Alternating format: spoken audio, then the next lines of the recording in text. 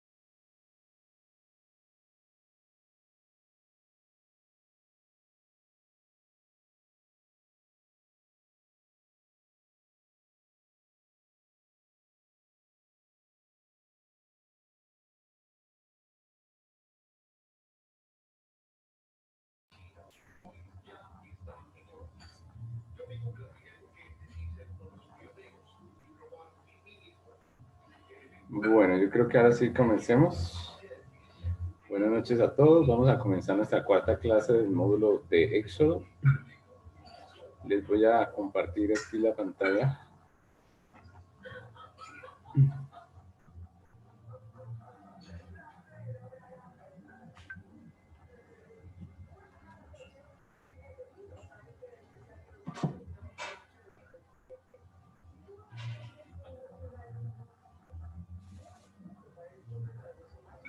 Sí, ya la tenemos.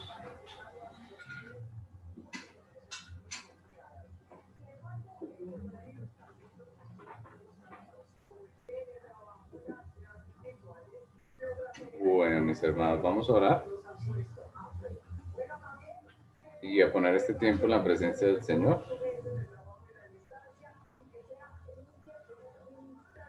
Oremos.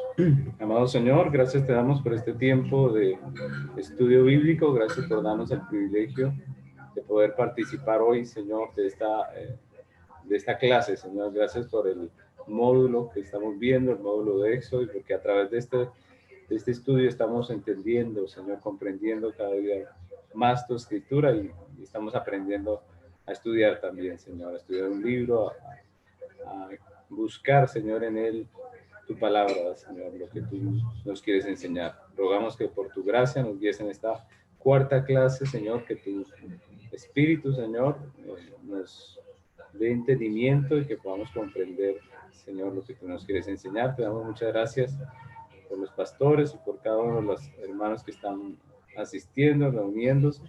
Rogamos por aquellos que vienen en camino, que están queriendo conectarse y no han podido llegar. Rogamos que puedan estar y que podamos ser edificados. Te damos muchas gracias, Padre, en el nombre de Cristo Jesús. Amén.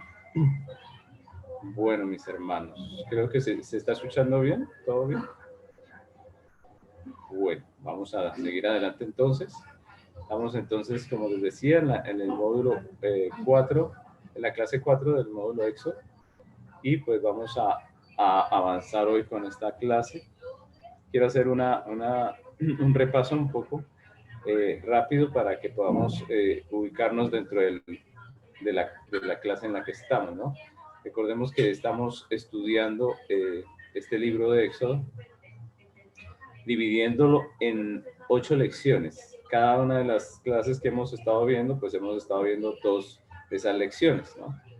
Recordemos que también estamos trabajando cada clase con un enfoque específico. Cuando nosotros estudiamos un libro de la Biblia, pues nosotros debemos abarcar todo lo que Dios nos quiere enseñar, todo lo que Dios nos quiere decir, y pues hemos visto que hay 4 enfoques que son indispensables para el estudio de cualquier libro de la Biblia, ¿no? Estamos viendo uno de esos, un enfoque en cada clase, ¿no? Recordemos que la primera clase vimos la lección 1 de Israel en Egipto y la lección 2 que era el instrumento. ¿De qué hablamos esa primera clase? Hablamos acerca de los hijos de Israel en Egipto, de cómo se dificultó la vida de ellos allí en Egipto y cómo Dios usa un instrumento que viene a ser Moisés. Vimos de su vida, sus primeros años, ¿cierto? Hasta los 80 años. Y esa fue la primera clase y tuvimos un enfoque teológico, vimos acerca de Dios, de cómo Dios no solamente tiene un plan, ¿cierto? Un decreto eterno, sino que también Él mismo hace que ese decreto se cumpla. Vimos cómo Dios no solamente decreta, sino que providencialmente ejecuta lo que Él ha decretado. Vimos cómo Dios trabaja todo aquello que Él planeó desde el principio. La segunda clase hablamos acerca de los juicios de Dios contra Egipto, las 10 plagas de, de Dios contra los dioses egipcios y contra los egipcios. Y nosotros también vimos en esa clase, abordamos el tema del éxodo de Israel, ¿no? De la salida. Esa clase fue con un enfoque cristológico. Entonces, la primera fue teológico y la segunda cristológico. Y abordamos el marcado énfasis que el texto hace del asunto, del tema de la Pascua, ¿no? En esa parte nos enfocamos bastante y encontramos una clara alusión a Cristo y a su obra redentora. Esa fue la segunda clase. La tercera clase vimos la ley de Dios, las instrucciones de Dios para la elaboración del tabernáculo y también comprendimos un poco lo que Dios manda a través de la ley, ¿no? Entonces, esta clase de hace 8 días, la clase 3, tuvo un enfoque eclesiológico. Recordemos que el enfoque trata de que entendamos lo que el texto está diciendo a la iglesia, ¿no? De cómo debe vivir la iglesia. Recordemos que hablamos acerca de que la iglesia no es solamente del Nuevo Testamento, sino que la iglesia empieza en Génesis, ¿cierto? De cómo Dios nos escogió desde el principio y empezó a añadir a su iglesia desde el libro de Génesis. Entonces, esa clase tuvo ese enfoque eclesiológico y vimos que la iglesia está llamada a obedecer la ley también. Eso lo vimos hace 8 días. Y que esa ley obviamente estamos llamados a obedecerla, no como un pacto de obras, pero sí como la que nos revela la voluntad de Dios, ¿no? Eso fue lo que vimos hace 8 días. Y hoy en esta cuarta clase pues veremos el desarrollo final del libro. Vamos a avanzar desde el capítulo 32 hasta el 40 en el estudio de Éxodo. La lección 7 que aparece allí al final, ¿cierto? De la lista, la lección 7 que nos habla de las tablas de la ley y la renovación del pacto, y la lección 8 que nos habla de la construcción del tabernáculo. Entonces vamos a trabajar estas 2 lecciones. El enfoque de esta clase de hoy tiene que ver con la teología pastoral, ¿no? Es un enfoque pastoral. Recordemos que hemos estado viendo el enfoque teológico y cristológico, y soterológico, eclesiológico y pastoral.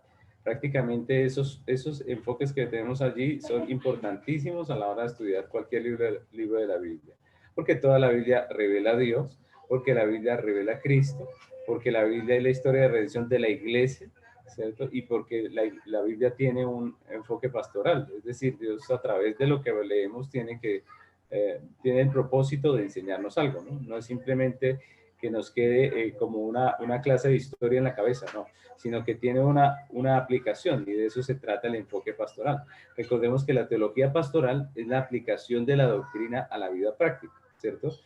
Es la aplicación de la doctrina que vemos, ¿no? Es la reflexión sobre la acción de la iglesia respecto a lo que estudiamos. Entonces, una predicación o una enseñanza no se puede quedar simplemente en analizar lo que dice el texto para su tiempo, ¿no? También tiene que tener una aplicación para nosotros en este tiempo, y esa aplicación viene a ser la parte pastoral. Entonces la teología pastoral viene a ser la aplicación de las verdades acumuladas en el estudio de las Sagradas Escrituras.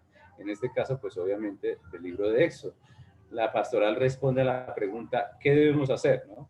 Porque está bien que nosotros estudiemos un libro, leamos, entendamos qué pasó, por qué pasó, ¿cierto? Quiénes eran los personajes, el acontecimiento histórico, las razones que envolvieron el evento que nosotros estamos estudiando, pero todo eso no viene a ser sino información a la cabeza si no tiene una aplicación. Entonces, finalmente, la parte pastoral es muy importante.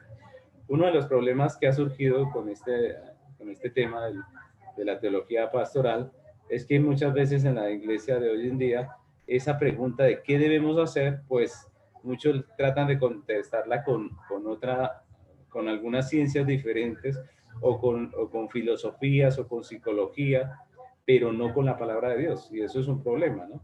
Porque Dios nos da su palabra para que de ella podamos aplicar a nuestra vida, ¿no? Y hoy en día desafortunadamente se ha infiltrado en la iglesia mucha filosofía o mucha psicología, ¿no? Hay iglesias que operan mucho con técnicas psicológicas, tienen más de Freud que de la Biblia, y nosotros tenemos que recordar que la pastoral de la iglesia debe ser bíblica, ¿no? Pero el cristiano, nosotros como creyentes, debe aplicar los principios de la palabra de Dios, ¿no? Entonces, existe también otra corriente de la iglesia que dice, sí, la pastoral de la iglesia es bíblica, no debe ser bíblica, ¿no? Pero entonces dicen, el Antiguo Testamento ya no, porque esto era para antes, ¿no? Ahora vamos al Nuevo. Entonces, cada vez que hay una pregunta como esta, ¿qué debemos hacer? Ellos van al Nuevo Testamento. Y recordemos que la Biblia nos dice que toda la escritura de la palabra es inspirada por Dios, ¿no? Es decir, la pastoral, igual que la eclesiología, pues debe estar en los dos testamentos, en el Nuevo y en el Antiguo también, ¿cierto? Es decir, la pastoral no podemos mirarla simplemente desde el Nuevo Testamento. Muchas veces a preguntas matrimoniales, a preguntas acerca de qué debe hacer una persona en determinado caso, pues siempre se va al Nuevo Testamento. Y estamos obviando o olvidando que hay un Antiguo Testamento rico en doctrina, rico en enseñanza que nos es muy útil a nosotros a la hora de conocer la voluntad de Dios respecto a cualquier tema. Entonces, eso es importante y quería recordarles. Entonces, no olvidemos que toda la escritura es inspirada por Dios.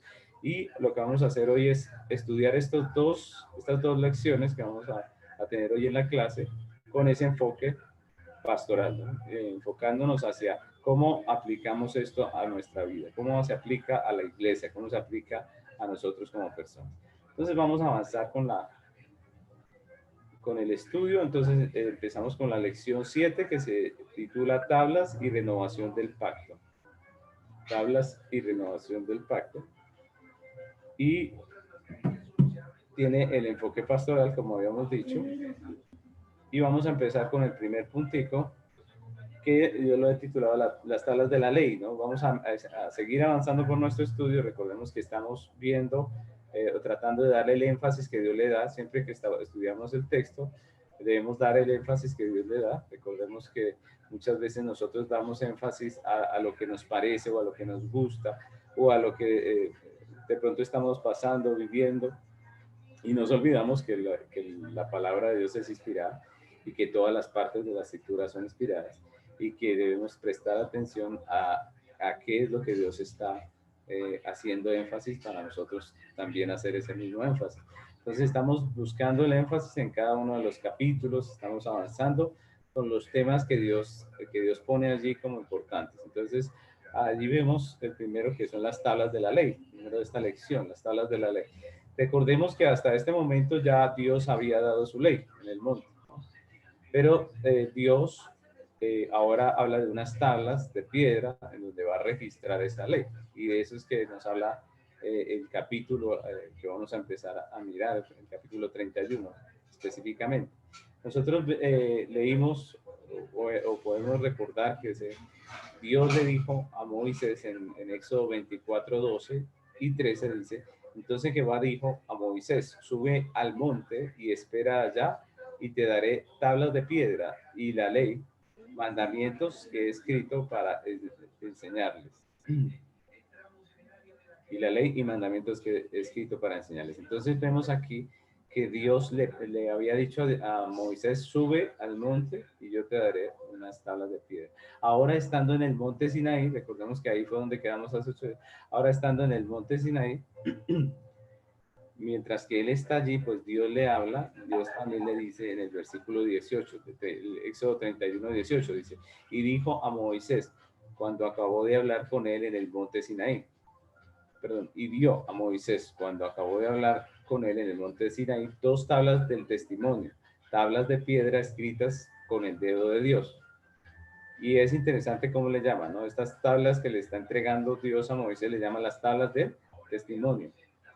Y no es un nombre casual, es un nombre que indica que esas tablas iban a ser el testimonio de lo que Dios estaba haciendo, del pacto que Dios había hecho y de la relación que tenía Dios con su pueblo, ¿no? Estas tablas de piedra, junto con el pacto, con el libro del pacto, que recuerdan que hace 8 días hablamos del libro del pacto, era un testimonio oficial de la ley dada por Dios a su pueblo, un testimonio oficial, es decir, era como el documento oficial de los contratos, ¿no? Yo creo que ustedes en todas las naciones es lo mismo, que cada vez que se hace un negocio hay un contrato de por medio, pues prácticamente este era el contrato escrito, ¿no? Y si recordamos un poco el tema de los tratados de vasallaje que hablamos hace 8 días, donde un rey conquistaba una nación y les ordenaba una ley, pues recordemos que en ese tratado de vasallaje hablamos de un documento escrito que había allí de por medio.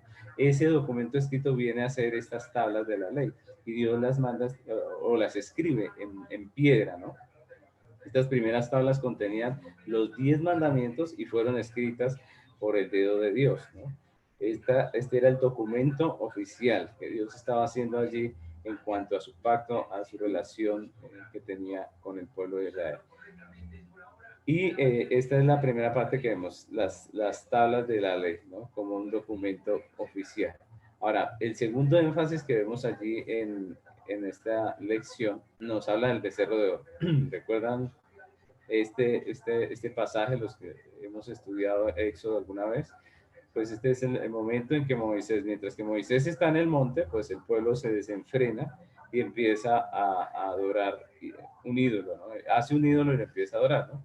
Entonces el capítulo 32 de Éxodo, versículo 1 dice, viendo el pueblo que Moisés tardaba en descender del monte, se acercaron entonces a Aarón y le dijeron, levántate, haznos dioses que vayan delante de nosotros, porque a este Moisés, el varón que nos sacó de la tierra de Egipto, no sabemos qué le haya acontecido.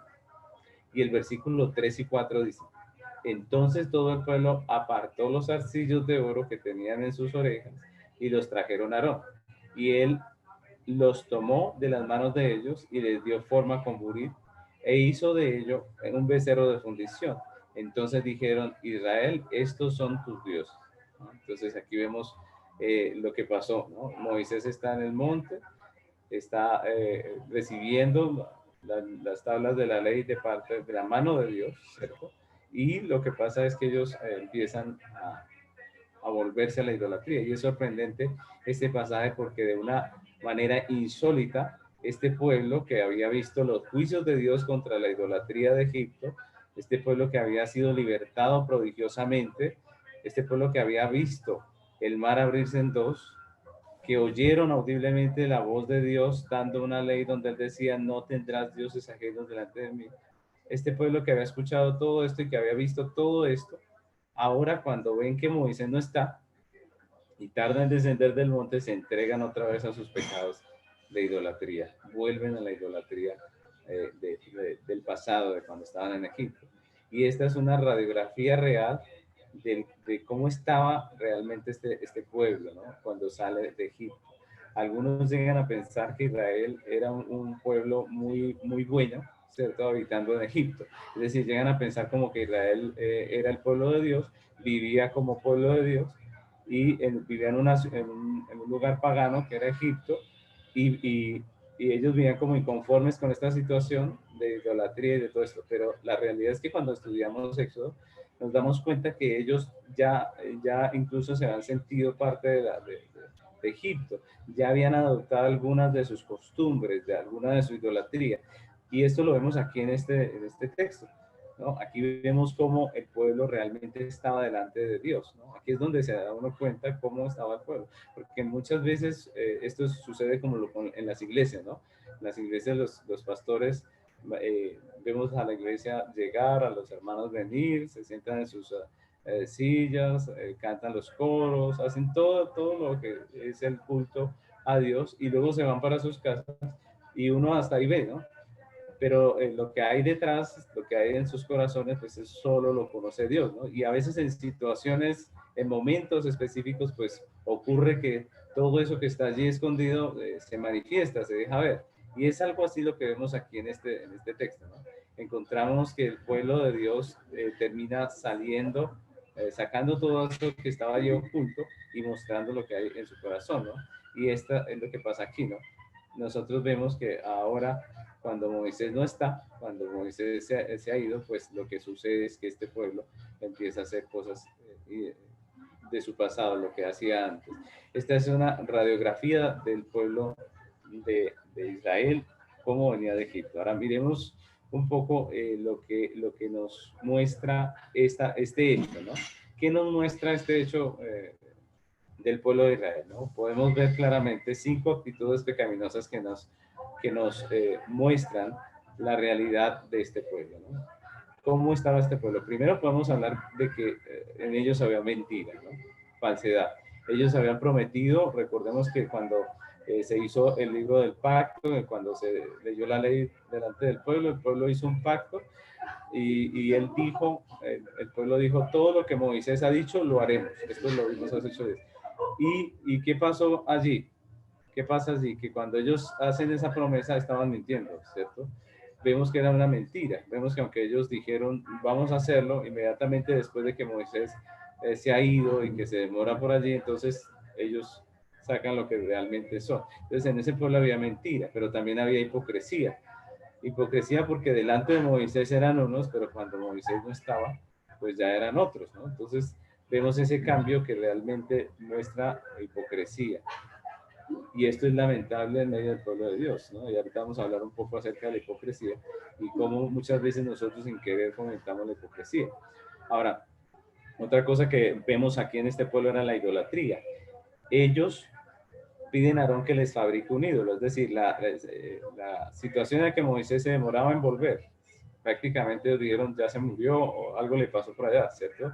Entonces, ¿qué hacemos? Pues hagamos ídolos. Esto es lo que ve en el corazón de ellos, su idolatría. Lo más sorprendente es la facilidad con que Aarón acepta la petición del pueblo, ¿no? Él no los amonesta, no les dice nada, él simplemente dice, traigan el oro, traigan sus joyas y fabricamos un ídolo. Y el ídolo que fabrican es un toro. Este toro hacía parte del panteón de los ídolos de los egipcios, ¿cierto? Era conocido como el dios Apis. Así que lo que ellos están haciendo no es nada nuevo, es algo que ya habían hecho en Egipto, es un culto que ya se celebraba en Egipto y del cual ellos ya habían hecho parte. Es algo que ellos ya habían hecho, lo que estamos viendo allí. También vemos sincretismo, recordemos que el sincretismo lo que trata es como de de mezclar dos creencias diferentes, ¿no? De hacerlas una sola. Y eso es lo que ellos intentan hacer allí. Porque si nosotros leemos el texto, ellos dicen, vamos a hacer fiesta a Jehová. Es decir, ellos hablan de Jehová, pero adoran un toro. Están mezclando las dos creencias, están mezclando la idolatría que traían de Egipto con la fe en el Dios verdadero. Vemos un sincretismo en medio de ellos y también vemos la inmoralidad, ¿no? La inmoralidad, ¿por qué? Porque el texto dice que ellos se levantaron a regocijarse y este era parte del culto a Apis, ¿no? Al toro.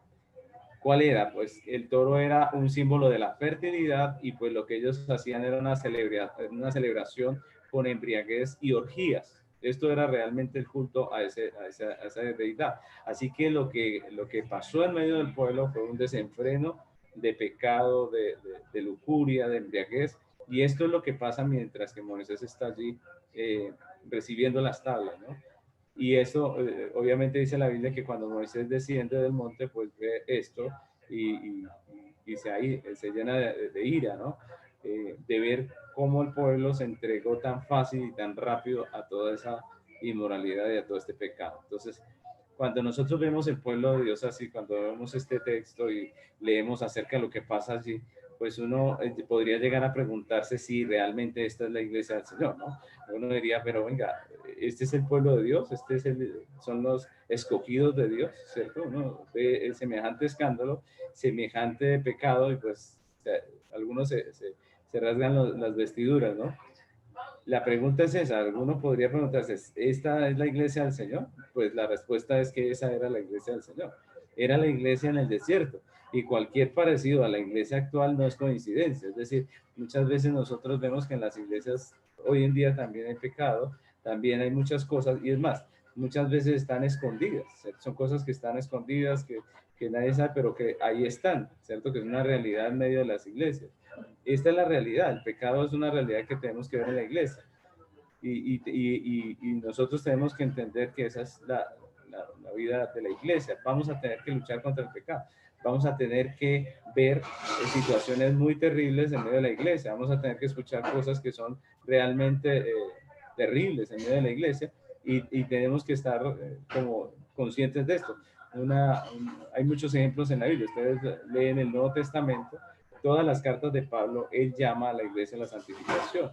Vemos que en muchas de las cartas de Pablo él especifica algunos pecados que están cometiendo. En la iglesia de los Corintios él habla de un hombre que se está acostando con la mujer de su padre, lo que dice el texto. Entonces, como vemos, esta es una realidad, el pecado está en medio de la iglesia. Y por eso nosotros tenemos que darnos cuenta de que la pastoral de la iglesia cristiana hoy en día también se encuentra en el Antiguo Testamento, ¿no? La realidad es que con las que luchamos hoy, pues también luchó con ellas Moisés, lucharon con ellas los hijos de Israel. Ahora, hay un tercer énfasis en esta lección que también me parece importante que lo tengamos en cuenta, y es la renovación del pacto, ¿no? La renovación del pacto. Entonces, acaba de ocurrir algo. Israel viola todas las leyes, las primeras 3 leyes que había recibido y muchas más, ¿cierto? Pasa esto. ¿Qué sucede después de esto? ¿Qué sucede cuando Dios ve que el pueblo está desenfrenado, pecando? ¿Qué pasa con Moisés? Es lo que vamos a ver en esta tercera parte que se llama la renovación del pacto. Lo primero que vemos es la intercesión de Moisés, ¿no? El texto pone énfasis en la intercesión de Moisés. Porque cuando aún está Moisés en el monte con Dios, Dios le habla y le dice, el pueblo tuyo, le dice, tu pueblo está abajo pecando y haciendo todas estas cosas, ¿no? Moisés intercede por el pueblo, aún estando allí hablando con Dios, ¿no? Él intercede 3 veces por el pueblo, en 3 diferentes ocasiones, y el texto lo enfatiza. Perdónenme. Las tres oraciones de Moisés están registradas. La primera es cuando Dios está todavía allí hablándole en el monte y le habla de consumir al pueblo. Es decir, Dios dice, voy a destruir a este pueblo y te voy a levantar a ti y de ti haré una nación. Y Moisés intercede. Y ahí vemos en el versículo 11 y 12 dice, entonces Moisés oró en presencia de Jehová su Dios y dijo, oh Jehová, ¿por qué se encenderá tu furor contra tu pueblo, que tú sacaste de la tierra de Egipto con gran poder y con mano fuerte? ¿Por qué han de hablar los egipcios diciendo, para mal los sacó, para matarlos en los montes y para raerlos de sobre la faz de la tierra? Vuélvete del ardor de tu ira y arrepiéntete de este mal contra tu pueblo. Entonces el texto nos muestra cómo Moisés se pone en medio, eso es interceder, ¿no? Se pone ahí en medio y ora a Dios y dice, Señor, no desates tu ira sobre este pueblo. Esa fue la primera oración de intercesión de Moisés por el pueblo. Él le dice, Señor, no acabes este pueblo. Esa fue la primera oración. La segunda oración que hace Moisés viene a ser ya después de haber descendido del monte. Recordamos que la Biblia dice, el libro de Éxodo dice, que Moisés desciende del monte, encuentra a los hijos de Israel en esta situación, los regaña, los castiga. Vamos a ver ahorita las consecuencias Pero después de eso dice que él se aparta un momento y va y ora a Dios. Y en esta ocasión él ora pidiéndole perdón a Dios, pidiéndole que perdone el pecado del pueblo. Y esto está en Éxodo 32, 31 y 32. Miren lo que dice allí el texto. Dice, entonces volvió Moisés a Jehová y dijo, te ruego pues, este pueblo ha cometido un gran pecado, porque se hicieron dioses de oro, que perdones ahora su pecado, y si no, ráeme ahora de tu libro que has escrito. Miren la intercesión de Moisés. Moisés dice, este pueblo pecó, por favor, perdónales. Y si no los vas a perdonar, entonces ráeme del libro que has escrito. Es la intercesión del pastor por sus ovejas, ¿no? Este pastor por sus ovejas. Está diciendo a Dios, Señor, perdona a tu pueblo. Y la Biblia registra una tercera intercesión que hace Moisés. En esta tercera fue después de que Dios le declara al pueblo, le dice, está bien, yo los perdono. Voy a enviar mi ángel para que los guíe, pero yo no voy a ir con ustedes, ¿recuerda? Es decir, Dios lo que hace es decir, bueno, les voy a entregar la tierra, voy a enviar un ángel, pero yo no voy con ustedes. Moisés otra vez intercede en el capítulo 33, versículos 12 y el versículo 15. El 12 dice, y dijo Moisés a Jehová, mira, tú me dices a mí, saca este pueblo, y tú no me has declarado a quién enviarás conmigo. Sin embargo, tú dices, yo te he conocido por tu nombre, y has hallado también gracia en mis ojos. Es decir, está diciendo, Señor, ¿con quién voy a ir? Yo no voy a ir solo. Y luego en el 15 dice, Moisés respondió, si tu presencia no ha de ir conmigo, no nos saques de aquí. Entonces, lo que está pidiendo Moisés a Dios es que su presencia esté con ellos, con el pueblo. Porque Dios había dicho, mi presencia no va a ir con ustedes. Entonces, él lo que hace es apartarse en oración y decirle a Dios, Señor, si tu presencia no va con nosotros, yo tampoco voy. Y lo que me parece interesante aquí es que el texto nos enfatiza en esas tres oraciones y si nosotros miramos la historia de Israel y Moisés, pues nosotros vemos que Moisés eh, fue muchas veces juzgado por el pueblo, fue menospreciado como líder del pueblo, ¿cierto? Más de una vez quisieron relegarlo de su cargo. Hubo murmuración contra él, hubo tiempos en que quisieron apedrearlo, dice la Biblia, y sin embargo este hombre pone allí la cara por el pueblo, ¿no? Y esto es interesante porque es la vida del pastor, ¿no? Esta es la vida del pastor, por más que sea menospreciado, por más de que le desobedezcan, por más que muchas veces haya incluso personas que ultrajan a los pastores o traicionan a los pastores, él sigue amando a su grey y sigue orando por ella, sigue intercediendo, sigue procurando su bien, ¿no? Es lo que estamos viendo aquí con Moisés, ¿no? Entonces es una aplicación muy pastoral para la realidad de la iglesia. La iglesia muchas veces es ingrata, la iglesia muchas veces no corresponde a lo que el pastor, el esfuerzo que se está haciendo, que los líderes, el pastor, los ancianos de la congregación hacen. Pero de todas maneras, el que tiene un corazón de pastor sabe que ese es su llamado y que está allí por eso, ¿no? Que tiene que estar allí intercediendo y estar en medio de su labor pastoral, que una de esas parte de la labor pastoral es la oración, es orar precisamente a Dios, interceder por su pueblo. Y esta parte me parece muy interesante. Pero entonces vemos que hubo un pecado y hubo la intercesión del pastor, en este caso de Moisés. Pero vemos que a pesar de todo esto también hay consecuencias, ¿no?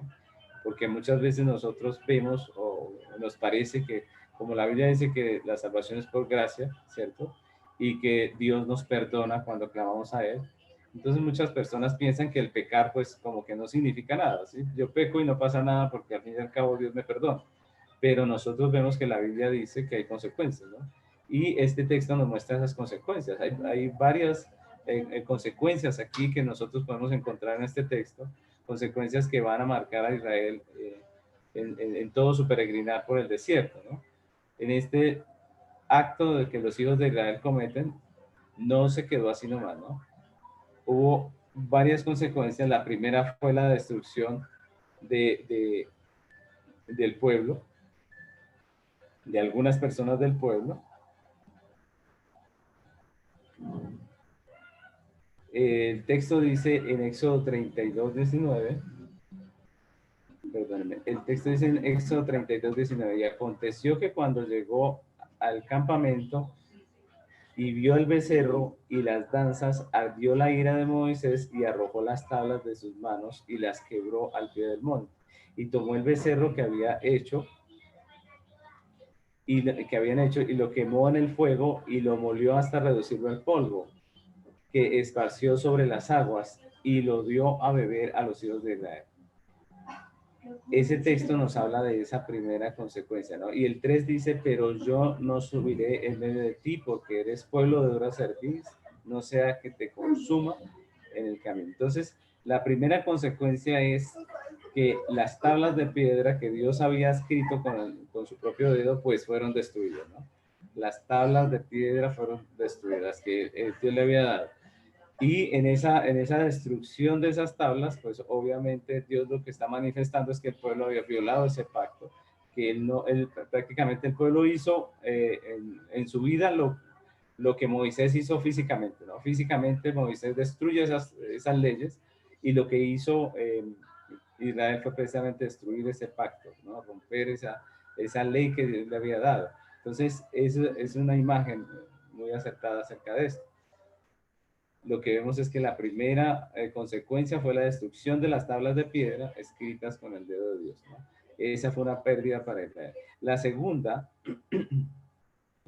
que vemos allí, la segunda consecuencia fue la muerte de 3,000 hombres a manos de los levitas. Recordemos que Moisés dice, cuando desciende del monte, dice, bueno, ¿quién está por Jehová? ¿Cierto? Y le dice, pues el que esté por Jehová, venga y venga conmigo. Y lo que les dice es, maten a aquellos que los incitan o los incitaron al pecado, ¿no? Mátenlos. Y lo que dice el texto es eso, ¿no? El texto de Éxodo 32, versículo 27 y 28 dice, y él les dijo, así ha dicho Jehová, el Dios de Israel, poned cada uno su espada sobre su muslo, pasad y volved de puerta a puerta por el campamento y matad cada uno a su hermano y a su amigo y a su pariente. Y los hijos de Leví lo hicieron conforme al dicho de Moisés y cayeron del pueblo en aquel día como 3,000 hombres. Entonces vemos aquí consecuencias, ¿no? Cayeron 3,000 hombres a manos de los levitas. Recordemos que los levitas fueron aquellos que se levantaron y dijeron, nosotros estamos por Jehová. Y Moisés les dijo que ese día se van consagrados. Es decir, vemos otra de las consecuencias. Personas murieron a causa del pecado de este pueblo. La tercera consecuencia fue que Dios decide enviar su ángel para guiarlos, pero dice, mi presencia no va con ustedes, ¿cierto? Esa es la tercera consecuencia. Dice, yo voy a enviar a mi ángel, pero no voy con ustedes. Y eso está en Éxodo 33, versículos del 2 al 4, que dice así. Y yo enviaré delante de ti el ángel y echaré fuera al cananeo, al amorreo, al eteo, al fereceo, al heveo y al jebuseo. Y el 3 dice, a la tierra que fluye leche y miel, pero yo no subiré en medio de ti, porque eres pueblo de dura cerviz, no sea que te consuma en el camino. Y oyendo el pueblo esta mala noticia, vistieron luto y ninguno se puso sus atavíos. Entonces vemos la tristeza del pueblo, obviamente. Dios dice, ya no voy con ustedes, no estoy allí en medio de ustedes, y esto trae aflicción al pueblo. Y hay una cuarta consecuencia, y fue que Dios quitó el tabernáculo provisional. Recordemos que hasta aquí no se había hecho un tabernáculo como el que Dios pidió en el monte, sino que había una tienda en medio del campamento. Esa tienda donde Dios se manifestaba, ese pequeño tabernáculo que estaba siendo usado provisionalmente allí, pues Dios lo quita del medio del campamento y dice que lo pongan afuera, ¿no? Que se ha puesto afuera. Y eso está en Éxodo 33, versículo 7. Dice, y Moisés tomó el tabernáculo y lo levantó lejos fuera del campamento y lo llamó el tabernáculo de reunión. Y cualquiera que buscaba a Jehová salía al tabernáculo de reunión que estaba fuera del campamento. Entonces, vemos que hay unas claras consecuencias de lo que ellos hicieron. Siempre hay consecuencias para el pecado. Y esa parte es una realidad pastoral de la iglesia. Esto esta parte es importantísima, ¿no? Porque muchas veces simplemente como que se habla de que Dios perdona y la gracia, pero también hay que decir que hay consecuencias, ¿no? En todos los actos que uno comete pecaminosos, pues siempre hay alguna consecuencia. Algunas consecuencias tardan en llegar, ¿no? Pero al fin y al cabo prácticamente como que la vida se las cobra a uno, es decir, Dios como que está allí pendiente, esto no ha pasado. Y muchas veces vemos en muchos textos, tanto del Antiguo como en el Nuevo Testamento, cómo finalmente el pecado trae esas consecuencias amargas para la vida de las personas. Vemos, por ejemplo, el rey David, ¿no? La Biblia nos muestra que Dios perdonó a David, perdonó su pecado, ¿cierto? Le restauró, le ayudó, le bendijo, después de que hubiese pecado y se hubiese arrepentido. Pero lo que vemos es que sí hubo consecuencias y que al pasar la vida de David y al nosotros leer cómo avanza la vida de David, podemos ver varias de esas consecuencias en su vida que afectan no solamente su ser, su vida, sino la de su familia y la de su nación. Son consecuencias que afectan incluso a las personas que él ama, ¿no? Y desafortunadamente muchas veces las personas piensan que hablar de que estamos en medio del Evangelio de la Gracia implica como que yo puedo hacer lo que quiera y no pasa nada, pero el texto hoy nos está recordando que hay consecuencias y que Dios va a traer esas consecuencias sobre las personas, ¿no? Dios no desecha al pueblo, ¿cierto? No desecha a su pueblo porque su pueblo lo escogió, lo redimió, pero sí le disciplina, ¿cierto? Estas consecuencias son parte de la disciplina de Dios. La disciplina es una de las marcas de la verdadera iglesia y eso es importante. Es decir, no solamente hablamos de la disciplina de Dios como aquello que Dios hace soberanamente las personas cuando pecan, sino que cuando hablamos de esas consecuencias también hablamos de disciplina eclesial, ¿no? De disciplina en la práctica de la iglesia. Dios no desecha a su pueblo, pero lo disciplina. Y la disciplina es una marca de la verdadera iglesia de Cristo. En este sentido, hablando de lo que es la disciplina, pues nosotros vemos que como siempre hay dos extremos, ¿no? Siempre, digámoslo así, el pecado es como irse para cualquiera de los dos extremos, ¿no? La verdad bíblica es una, pero irse para uno o para los otros extremos, pues realmente ocasiona pecado. Y es lo que pasa en todos los temas. Y en la disciplina también pasa lo mismo, ¿no? En la disciplina hay dos extremos pecaminosos en medio de la iglesia. Por un lado están los que abusan de la disciplina, yendo más allá de lo que la Biblia dice, ¿no?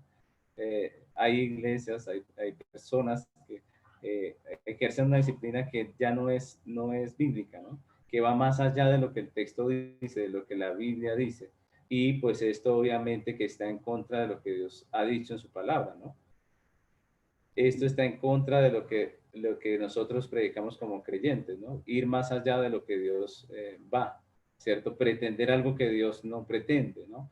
Ah, y eso está mal. Esto lo que crea es un ambiente de legalismo, el cual produce en la iglesia una serie de hipocresía, ¿no? Cuando se ejerce una disciplina que no es bíblica y se trata de pensar que la iglesia puede vivir una santidad que no puede o que no tiene, pues sencillamente hace que la gente en vez de ser sincera sea hipócrita y tenga una fachada de que todo está perfecto cuando no lo está. No, la realidad es que nosotros tenemos que como iglesia y como pastores reconocer que hay debilidad en la iglesia, que hay pecado, ¿cierto? Y esto ayuda a que la gente, en vez de callar su pecado y hacerlo escondidas y todo esto, más bien pueda abrirse, pueda confesar su pecado, pueda buscar ayuda, ¿cierto? Cuando se dice aquí todos somos santos, pues prácticamente ese que llega sabiendo que es pecador y que tiene sus cosas, pues trata como de aparentar. Pero cuando la iglesia aterriza y dice, bueno, la realidad es que la Biblia nos habla de que en medio de nosotros hay pecado, que Pablo dijo, yo sé que en mí, que esto es en mi carne, no mora el bien, ¿cierto? Cuando nosotros vemos que es una realidad en la iglesia, pues vamos a poder operar de una manera mejor. El legalismo siempre va a producir hipocresía, hipócrita, ¿no? Una iglesia legalista parece perfecta por fuera, pero la realidad por dentro es cruel, es triste. Entonces, de eso no se trata. Pero lo que vemos aquí en ese primer extremo es que hay personas que abusan de la disciplina y que quieren formar un ambiente legalista que no va a traer nada bueno sino hipocresía.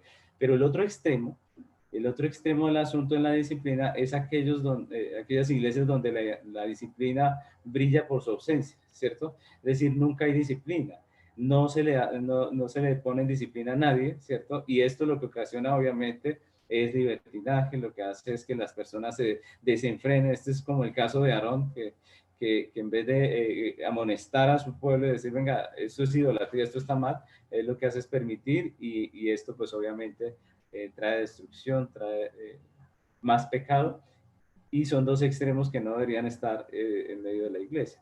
Ahora, una posición que es muy coherente con las escrituras, con lo que dice la Biblia acerca de la disciplina, la tiene la Confesión de Fe de Westminster, y yo quiero citárselas por un momentico acerca de la disciplina.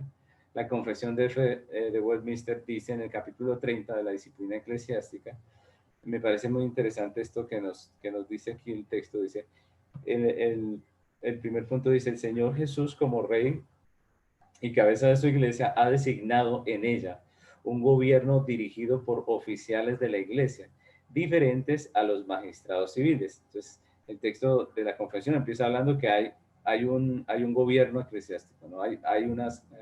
Unos oficiales en la iglesia. Y luego dice, a estos oficiales han sido entregadas las llaves del reino de los cielos, en virtud de lo cual tienen poder respectivamente para retener o remitir pecados, para cerrar aquel reino a los que no se arrepienten, tanto por la palabra como por la disciplina, y para abrirlo a los pecadores arrepentidos por el ministerio del Evangelio y por la absolución de la disciplina según lo requieran las circunstancias, ¿no? Entonces, esos oficiales son investidos por Dios para utilizar esa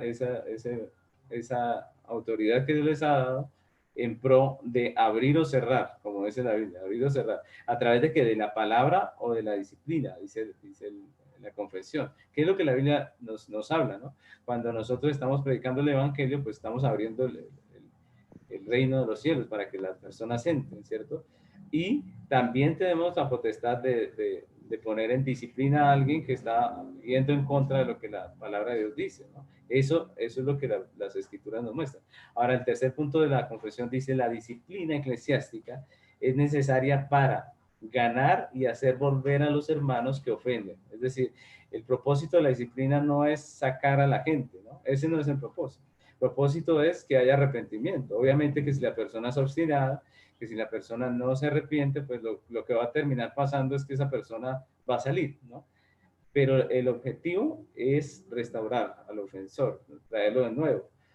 Dice, para disuadir a otros de cometer ofensas semejantes. Es decir, cuando la iglesia ve que hay disciplina, pues dice, yo no debo hacer esto, ¿cierto? Eso es obvio.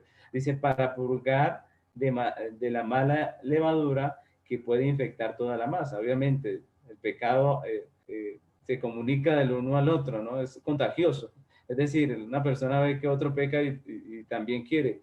Y eso es lo que pasa muchas veces. Por ejemplo, eso que pasó allí en el texto de Éxodo. Obviamente que esto fue así.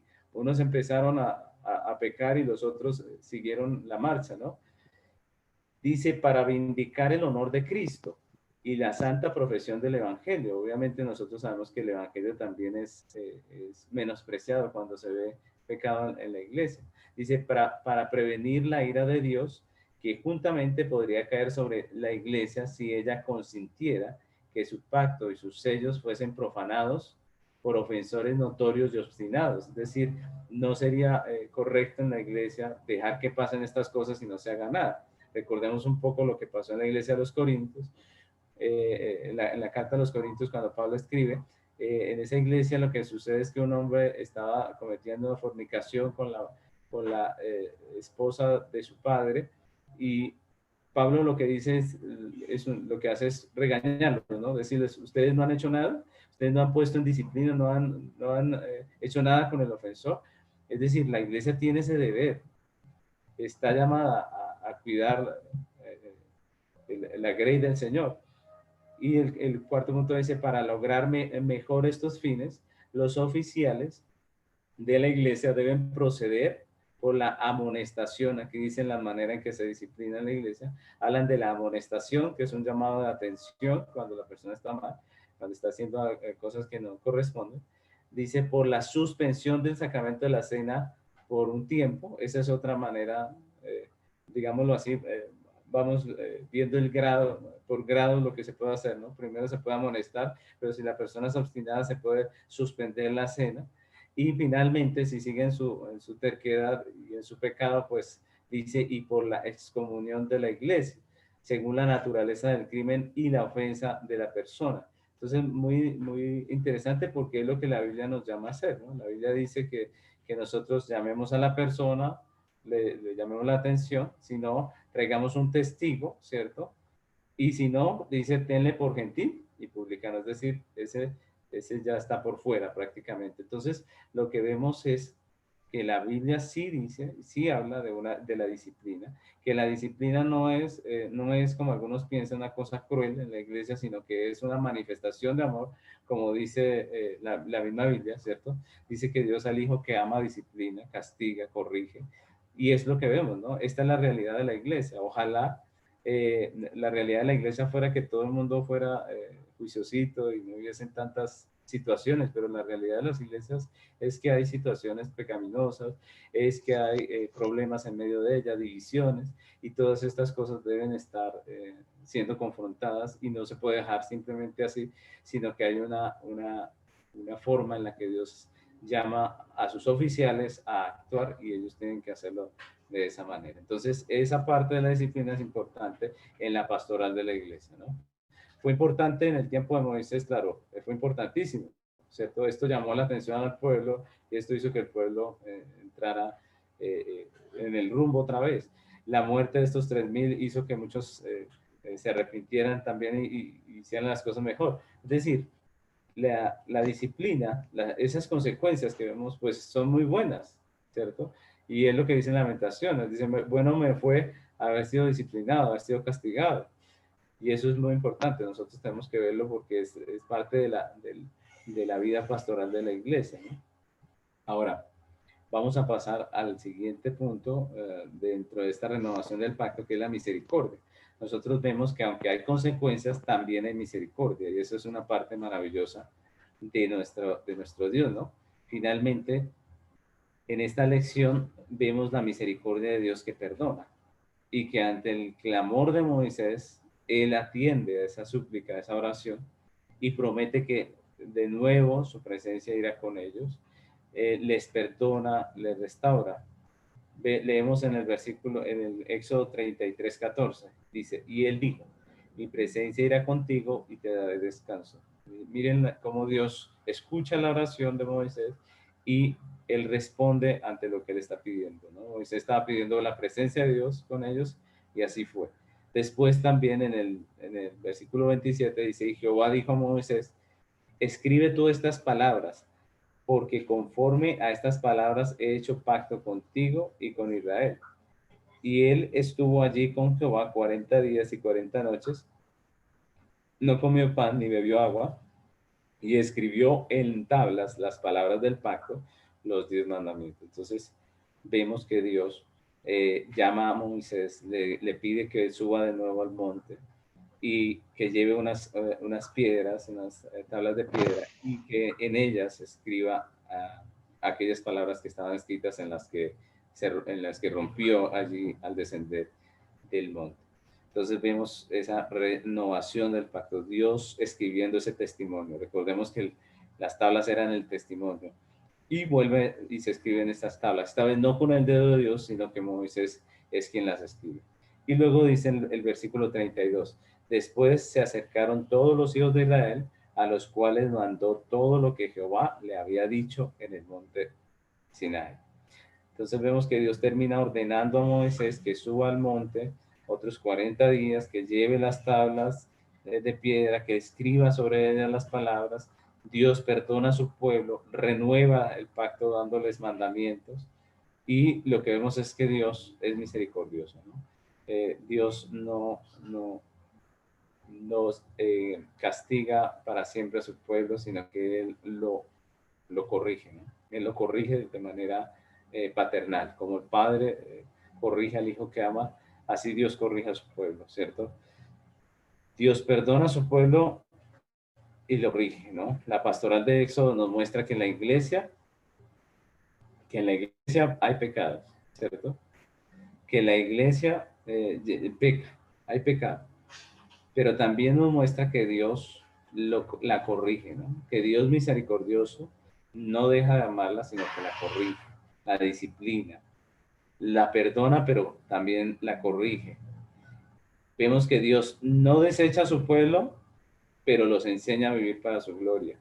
Y eso es maravilloso, eso es glorioso, ¿no? Muchas veces las personas aprecian a la persona que les sigue la corriente, ¿no?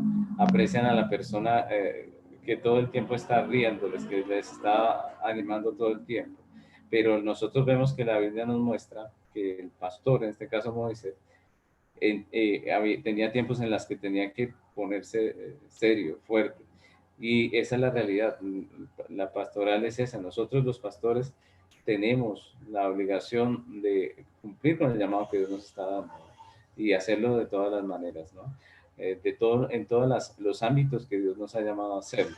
Hoy en día está muy de moda que los pastores traten de ganar la gente con carisma, con la forma de ser y todo esto, y como que tratan de ser siempre joviales y todo, y pues el asunto es que nosotros no siempre podemos estar en el mismo tono, ¿no? Nosotros tenemos que estar de acuerdo en la situación como Dios nos manda. Y hay momentos en que tenemos que amonestar, hay momentos en que tenemos que llamar la atención, hay momentos de disciplina, hay momentos en que tenemos que ser fuertes en medio de la situación y hacer lo que tenemos que hacer como siervos del Señor. Entonces, esta es parte de la pastoral de Éxodo y que nos enseña que Dios es misericordioso, que Dios ama, que Dios corrige, pero que Dios siempre está allí levantando su pueblo. Vamos a pasar a la lección 8, pero entonces quería ver, no sé si de pronto hay alguna pregunta con respecto a esta lección 7, mis hermanos. ¿Alguna pregunta, algún aporte, mis hermanos, de pronto? Bien puedan abrir su micrófono, preguntar.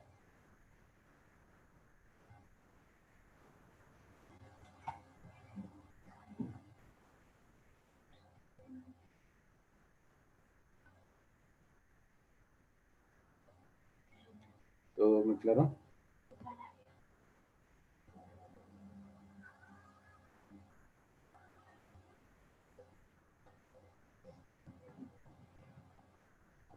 Bueno, si todo está muy claro, pues entonces sigamos adelante. Este capítulo 7 que acabamos de estudiar es importante porque yo veo que Dios nos ha dado un balance, ¿no? ¿Un balance en qué sentido? Un balance en el sentido de que nos está diciendo que hay una realidad en la iglesia que es el pecado, que hay pecado en la iglesia, pero también nos está hablando de que hay unas consecuencias y también nos está hablando que hay una disciplina, ¿cierto? Y eso es importante a la hora de nosotros pensar en la parte pastoral de la iglesia, ¿no? En la aplicación de las verdades que Dios nos está dando en Éxodo. Es decir, ¿no? Estamos cuando a veces decimos que somos pecadores o usamos las expresiones que se refieren a esto, las personas llegan a pensar muchas veces que estamos diciendo que somos descaradamente pecadores y que no nos importa nada. No, lo que estamos diciendo es que hay una realidad en medio nuestro, que es el pecado, ¿cierto? Pero que en medio de esa realidad nosotros comprendemos, sabemos que Dios nos está limpiando, nos está santificando, que en medio de la iglesia Dios está orando santificación, que la palabra nos santifica y que incluso hay un gobierno en la iglesia que Dios puso precisamente con la potestad, con la autoridad para ejercer disciplina sobre nosotros como pueblo de Dios. Entonces, eso es importante y tenemos que valorarlo, ¿no? Tenemos que valorar esas personas que Dios pone allí para disciplinarnos, para llamarnos la atención, para corregirnos. Es realmente por esas personas que nosotros podemos crecer. Uno no crece con el que siempre le está hallando la razón y como que le está consintiendo, ¿no? Uno crece con la persona que lo confronta, ¿cierto? Uno crece con la persona que le llama la atención, que le dice la verdad.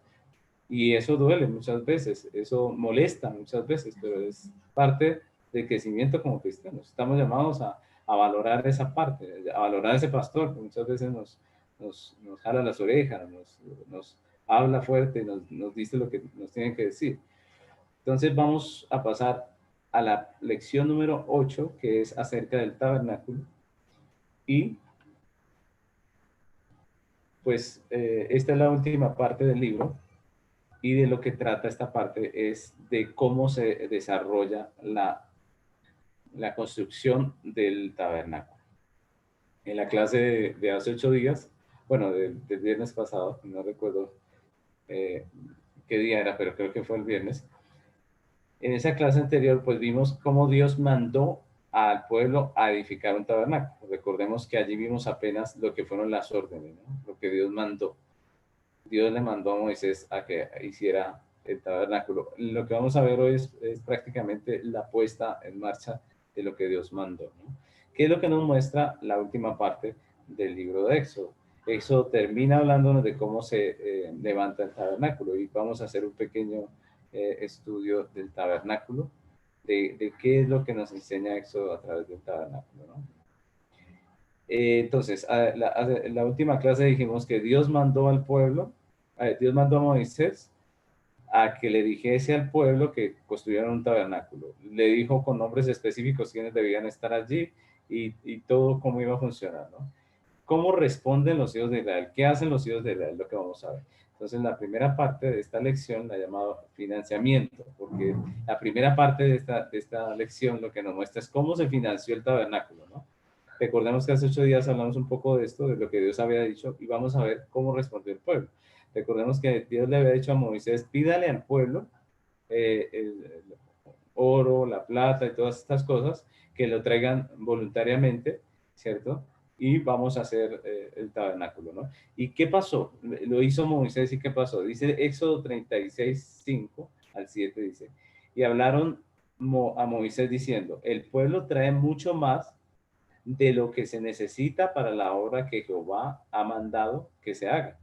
Entonces Moisés mandó a pregonar por el campamento diciendo, ningún hombre ni mujer haga más para la ofrenda del santuario. Así se le impidió al pueblo ofrecer más, pues tenían material abundante para hacer la obra y sobraba, ¿no? Y ese es un texto que es muy sorprendente, ¿no? Moisés levanta su voz y habla al pueblo y le dice, bueno, vamos a traer ofrenda para construir el tabernáculo. Y lo que dice es que la gente empieza y empieza a traer y empieza a traer. Y había tanto que dice la Biblia que llegó al punto en que sobraba y Moisés tuvo que pregonar y decirles, ya no traigan más, ¿no? Y el texto muestra que el pueblo responde de una manera favorable, que se recoge más de lo que se necesita. Y en este respecto, pues nosotros vemos cómo se financió la obra del Señor, ¿no? Tenemos que ver aquí que Dios soberanamente decide ordenar a Moisés que se haga esta recolecta del dinero, ¿no? Y nosotros vemos esto y pues tenemos que aterrizarlo nosotros. Recordemos que estamos viendo con un enfoque pastoral, ¿no? ¿Qué nos dice este financiamiento de la obra del tabernáculo a nosotros como iglesia? Por un lado tenemos otra vez los extremos, ¿no? Dijimos que siempre hay un extremo, hay dos extremos cuando hablamos de cualquier tema. En este caso, en el caso del dinero en la iglesia, vemos esos dos extremos también. Por un lado están los ministros que demandan de la congregación más de lo que la Biblia demanda, ¿cierto? Hay personas, pastores, iglesias que se la pasan todo el tiempo en este ejercicio de pedir y pedir dinero, ¿cierto? Se inventan muchas excusas, sacan algunos versículos de contexto y logran, incluso algunos logran manipular para que las personas terminen dando dinero. Incluso ya hay en algunas partes ya, por ejemplo aquí en Colombia hay pastores que son especialistas en pedir ofrendas y cuando las iglesias necesitan recolectar, mandan a esos pastores para que eh, reciban, para que pidan ofrendas porque son personas que manipulan muy fácilmente a la gente y terminan haciendo que la gente dé, ¿cierto? Ese es un extremo, eso está mal, ¿cierto? Es lo que la Biblia nos habla acerca de las personas que predican o enseñan la palabra por ganancia deshonesta. Eso no está bien, la Biblia no nos manda a estar en esa situación, ¿no? Pero por otro lado está el ministro que ve el tema financiero como algo como un tabú, ¿cierto? y que no enseña a la iglesia los principios bíblicos y el manejo de las finanzas, que es un tema que está en la Biblia, que es un tema que la Biblia nos manda a enseñar. Y hay pastores que incluso les da pena esta situación o no se atreven o les parece como que no debería ser así y resulta que terminan ellos asumiendo muchas veces los gastos de la congregación. Pues eso tampoco está bien. Y no está bien, ¿por qué? Porque no es así en la Biblia, ¿no? Lo que estamos viendo es que Dios sí manda a Moisés a pedirle al pueblo que ponga de su dinero. Es decir, Dios está llamando al pueblo, a su pueblo a un compromiso financiero también, ¿no? Y eso es importante. Nosotros estamos viendo aquí que hay un llamado de Dios a pedir al pueblo a que él haga parte, a que se comprometa también financieramente. Y eso es importante en las iglesias, ¿no? En la iglesia de hoy en día. Está malo el extremo del que se la pasa pidiendo y manipulando a la gente, pero también está mal el extremo de aquel que asume los gastos y sencillamente vuelve el pueblo irresponsable y un pueblo que vive allí de lo que tenga el pastor. Eso no está bien, no es algo que sea bíblico, ni en un extremo ni en el otro. Tenemos que ir a lo que Dios dice. La Biblia siempre, en todo el Antiguo y el Nuevo Testamento, vemos que responsabiliza al pueblo por la obra del Señor, ¿no? Por incluso el dinero para el salario del sacerdote, de los levitas, y de los pastores en el Nuevo Testamento. Dice la Biblia que el obrero es digno de su salario. Entonces nosotros tenemos que hacer ese balance también allí en este sentido. Otra cosa de la que habla en nuestro texto y que nos muestra allí acerca de la obra del tabernáculo, acerca de lo que estamos viendo de la construcción del tabernáculo, es lo que llamamos la obra del tabernáculo. Es decir, lo que se hizo realmente, qué es lo que se hizo, qué se mandó a hacer, qué fue lo que Dios pidió. Entonces dice el capítulo 39, versículo 32, dice, así fue acabada toda la obra del tabernáculo de reunión, e hicieron los hijos de Israel como Jehová lo había mandado a Moisés. Así lo hicieron. Y después dice en el 42 y 43, dice, en conformidad a todas las cosas que Jehová había mandado a Moisés, así hicieron los hijos de Israel toda la obra. Y vio Moisés toda la obra, y aquí que la había hecho como Jehová había mandado, y los bendijo. Entonces, aquí vemos, estos textos nos muestran qué fue lo que hizo Israel, ¿no? Aquí vemos cómo lo hicieron, ¿no? Y lo que está allí puesto como el énfasis está en que ellos hicieron todo lo que Dios les había mostrado conforme al diseño, ¿no? Conforme a lo que Dios le mostró en el monte a Moisés, lo que habíamos estudiado hace 8 días, que le mostró Dios a Moisés, ese plano, conforme a todo ese plano, pues así lo hicieron los hijos de Israel. Recordemos que hace 8 días vimos que Dios había detallado cada cosa, el material que debían usar, las medidas que debían usar, es decir, todo estaba bien detallado. Y el texto dice que finalmente, cuando se termina todo esto, Moisés pasa revista y mira cada cosa y define y dice, todo ha sido hecho conforme a lo que Dios mostró en el diseño, ¿no? ¿Y en qué consistía la obra? ¿Qué era el tabernáculo realmente, no? Entonces, primeramente, los hijos de Israel tenían que elaborar todo el mobiliario. Entonces, vamos a ver un poco lo que era el mobiliario del tabernáculo, ¿no? ¿En qué consistía ese mobiliario? El mobiliario del tabernáculo consistía en la mesa de los panes de la proposición, recordemos que eran estos los elementos del tabernáculo, el candelero de oro, el arca del testimonio. Recuerdan, el arca era un cofre en el cual se guardó las tablas del pacto, se guardó parte del maná que Dios les dio a los hijos de Israel, bueno, se guardó la vara de Aarón. Es decir, este arca se llamaba el arca del testimonio y servía precisamente para esto. Allí se guardaba todo lo que era el testimonio de lo que Dios había hecho en medio de su pueblo, el testimonio del pacto que Dios tenía con ellos al guardar las tablas de la ley. Entonces, ese era el arca. Recordemos que ese era el arca que estaba tapada con la tapa que tenía un nombre que era propiciatorio y que tenía 2 ángeles, ¿recuerdan? Esa era el arca. Entonces el arca del testimonio, ¿qué más había? Estaba también el altar del incienso, ¿cierto? También estaba el altar de bronce. Recordemos que el altar del incienso estaba delante del arca y el altar de bronce, que era donde se hacían generalmente los sacrificios del pueblo, Estaban también las lámparas. Recordemos que el tabernáculo por dentro era oscuro, eran en 2 cuartos oscuros. Y finalmente, también hablamos de las vestiduras de los sacerdotes que también tuvieron ellos que fabricarlo. La fuente de bronce también, que era donde el sacerdote se lavaba las manos, y las diferentes partes que componían la tienda. Esta también tuvieron que fabricarlo ellos. El aceite para las lámparas y el incienso.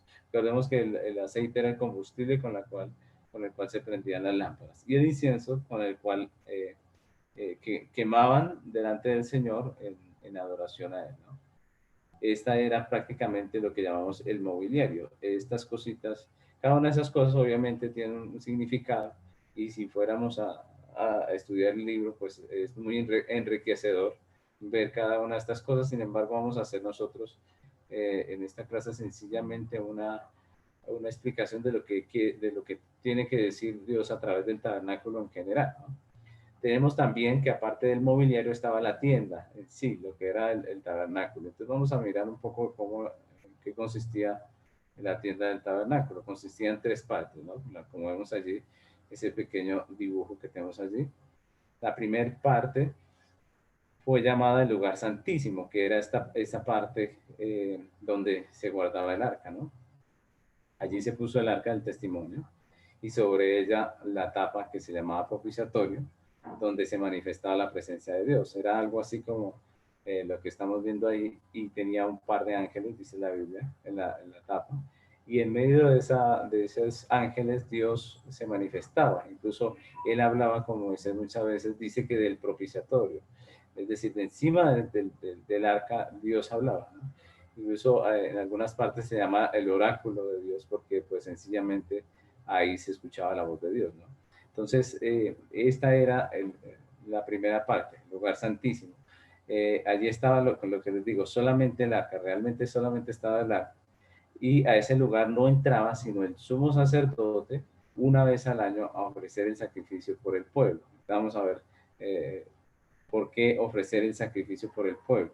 Pero esta parte, la única persona que podía entrar era el sumo sacerdote una vez al año, una vez, es decir, no entraba todos los días, no podía entrar en cualquier momento. La Biblia nos enseña que solamente entraba una vez al año en la fiesta, en, la, en el día de la expiación. Recordemos que ese era un día en donde se ofrecía la expiación por el pecado del pueblo, y el pueblo tenía la paz de poder ser perdonado por Dios, ¿no? La segunda parte es llamada el lugar santo, y allí estaba el altar del incienso frente a la entrada del lugar santísimo. Entonces, ese es un altar especial, un altar especial donde se quemaba el incienso, ¿no? Y quedaba justo frente del lugar santísimo. Incluso en alguna lista del Nuevo Testamento se pone como si estuviera en el lugar santísimo. Realmente él estaba allí en la entrada. Y lo que vemos allí también era que en ese lugar se encontraba la mesa de los panes de la proposición, que es la que vemos arriba, ¿cierto? Esa mesa, recordemos que tenía 12 panes, 2 hileras de 6 panes, ¿cierto? Dios la había mandado a poner allí. Y también estaba el candelero, que era un candelero de 7 brazos, y ese ayudaba a alumbrar lo que era el lugar santo, ¿no? A este lugar no podían entrar los hijos de Israel tampoco, solamente los sacerdotes. Allí podían entrar los sacerdotes, ¿no? Y por último estaba el atrio, ¿no? Donde se encontraba la fuente de bronce, que ustedes ven ahí. Esa era la que usaba el sacerdote para lavar sus pies, sus manos, para ministrar. Recordemos que el trabajo del sacerdote prácticamente era el sacrificio, ¿no? Él ofrecía el sacrificio delante de Dios. Era un oficio que obviamente requería untarse las manos de sangre, ¿no? Y estaba la fuente allí. Dios la puso allí también para el servicio del tabernáculo. Y también tenemos el atrio, ¿no? Perdóneme, el altar de bronce. El altar de bronce era ese altar donde se ofrecían los sacrificios del pueblo, ¿no? Era el que se usaba todos los días en ese oficio del sacrificio. En el atrio del tabernáculo podían entrar los levitas, ¿no? Ellos podían entrar ahí. Y el pueblo, si nosotros nos damos cuenta, el pueblo no podía entrar al tabernáculo, realmente no podía. Según lo que Dios había determinado, el pueblo simplemente podía estar en la puerta del tabernáculo. Y venía a la puerta a que venía a la puerta a ofrecer el sacrificio por sus pecados. Venía allí a la puerta a ofrecer los sacrificios que están allí escritos en Levíticos. Como podemos ver, pues este tabernáculo es algo, es una obra que tiene muchas imágenes, ¿no? Muchas imágenes. Tenemos muchas imágenes allí, muchas cosas visibles, ¿cierto? Y cada una de esas cosas visibles, obviamente que tiene un significado en el diseño de Dios. Pero lo que podemos ver es que la presencia de Dios está en el lugar santísimo y el pueblo no puede entrar. Lo que nos está mostrando el diseño del tabernáculo es que Dios es santo, ¿cierto? Dios es santo, el hombre es pecador y hay una distancia entre Dios y el hombre, ¿cierto? Que le separa. Pero también nos habla el tabernáculo de un mediador que viene a ser el sacerdote. Recordemos que hay un mediador que se viene a ser el sacerdote. Y también nos habla de un sacrificio que viene a ser el cordero por medio del cual el pueblo puede recibir el perdón, ¿cierto? Por medio del cual hay una vindicación de la justicia divina por ese sacrificio que se ofrece allí y también por medio del cual el pueblo puede ser justificado, puede descansar y decir, mis pecados han sido perdonados.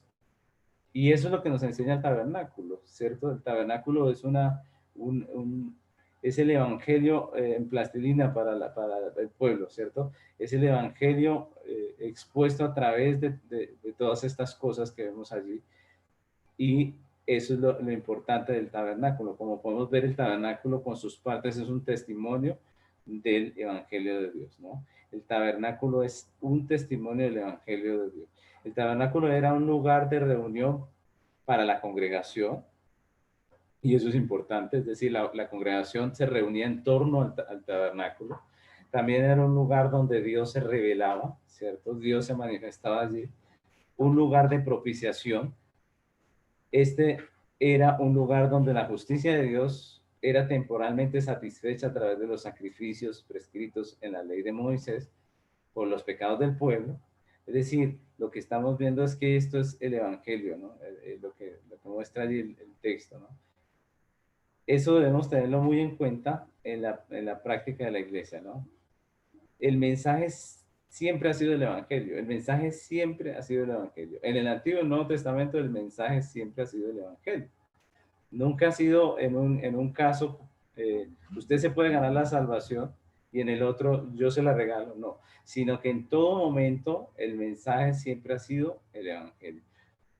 Nosotros debemos tenerlo en cuenta porque muchas veces las personas piensan que el mensaje cambió del Antiguo al Nuevo Testamento, pero el mensaje sigue siendo el mismo. El mensaje siempre ha sido, tú eres pecador, cree en el Señor Jesucristo y serás salvo. El mensaje nunca ha sido, pórtese bien para que llegue a ser salvo. No, el mensaje no fue ese. El mensaje siempre ha sido, crea en el Señor Jesucristo, crea en el Cordero, ponga su confianza en el Cordero. Y es lo que nosotros vemos. Ahora, irónicamente, cuando nosotros hablamos acerca de esto del tabernáculo y del mensaje del evangelio, que es muy claro desde el Antiguo Testamento, que nos muestra una realidad de que el hombre es pecador, la realidad de que Dios es santo y que no nos podemos salvar por nosotros mismos y que el único que puede realmente salvarnos es Dios a través de Cristo, pues si ese es el mensaje siempre, pues la iglesia debería siempre predicar ese mensaje. Perdóname, aquí me está llegando un mensaje. ¿No se está escuchando bien, mis hermanos? ¿Tenemos problemas con el audio? ¿O todo bien? ¿Todo bien? Ah, bueno, listo. Entonces, ese es el mensaje. Nosotros tenemos que ver que la iglesia debería ser, ese mensaje debería tenerlo muy claro.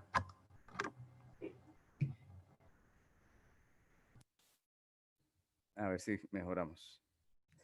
Bueno, ese mensaje debería tenerlo la iglesia muy claro en el sentido de que es el mensaje que nosotros tenemos como iglesia. Lo fue así en el Antiguo Testamento y lo debería ser ahora. Sin embargo, lo que es irónico, mis hermanos, es que la iglesia muchas veces lo que menos claro tiene es el mensaje del Evangelio, ¿no? Hace poco se hacía una encuesta en varias iglesias a las personas que se congregan en varias iglesias, y la encuesta lo que estaba buscando era que la gente respondiera cuál es el mensaje del Evangelio, ¿no? Esta era la encuesta, ¿no? Y por los resultados de la encuesta se llega a la asombrosa eh, verdad de que muchas veces el cristiano, la mayoría de los cristianos en esa encuesta, no tienen idea de lo que realmente es el Evangelio, ¿no? Y es algo triste, ¿no? Si es nuestra razón de ser, si Dios nos ha llamado y si esa es la gran comisión de la iglesia, pues nosotros deberíamos poder decir qué es el Evangelio. Deberíamos poder explicarlo, enseñárselo a alguien, ¿no? Sin embargo, muchas veces lo que menos la gente entiende, ¿no? ¿Cuál es el mensaje real del Evangelio? Muchos confunden el evangelismo con el moralismo. ¿Cierto? Entonces, dice, le voy a evangelizar a mi familiar y empieza a hablarle de que se porte juicioso, que cambie, que deje esto, que deje aquello, ¿cierto? Es decir, eso no es el evangelio. Eso puede ser, pórtese bien, puede ser moralismo, puede ser muchas cosas, pero no es lo que la Biblia dice acerca del evangelio. Entonces, muchos confunden lo que es el evangelio con moralismo, o algunos piensan que pueden persuadir a los hombres, a las personas con estrategias humanas. Eso quiere decir que no se entiende el evangelio. Cuando creemos que yo puedo convencer a alguien con mis estrategias, pues estoy diciendo que yo no entiendo el evangelio, porque el evangelio no tiene que ver con estrategias, no tiene que ver con ningún método, ¿cierto? Hoy en día hay muchos métodos donde usted prácticamente mete a la persona al cristianismo con 5 puntos, con 3 puntos, pero resulta que así no funciona. Lo que la Biblia nos habla es que nosotros predicamos el evangelio, que convierte es Dios. Nosotros ni siquiera podemos gloriarnos del fruto, porque ni siquiera sabemos si realmente tenemos un fruto o no. Muchas veces incluso gente viene a la iglesia y ni siquiera sabemos si son salvos o no. Incluso se bautizan y muchas veces ni siquiera son realmente convertidos. La realidad es que el Evangelio es Cristo. Siempre ha sido el mensaje del tabernáculo. El mensaje del tabernáculo de que Cristo murió por nosotros, que hay una distancia entre Dios y el hombre, que estamos separados, pero que hay un mediador, que hay un sacrificio. Entonces, eso es muy importante. Hace un tiempo, aquí en Colombia, hicieron una película cristiana eh, para evangelizar, supuestamente así se presentó esta película, y invitaron a los pastores de la ciudad, incluyéndome, a mí me invitaron al estreno de esa película para que lleváramos personas, para que lleváramos gente.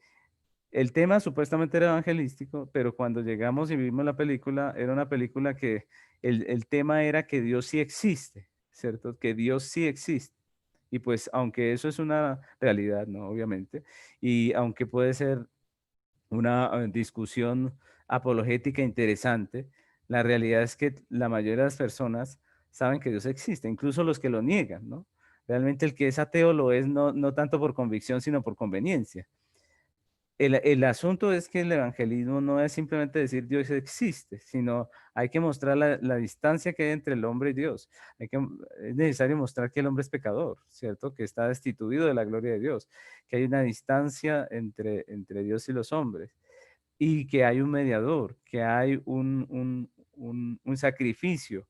Y todo esto hace parte del evangelio, mis hermanos.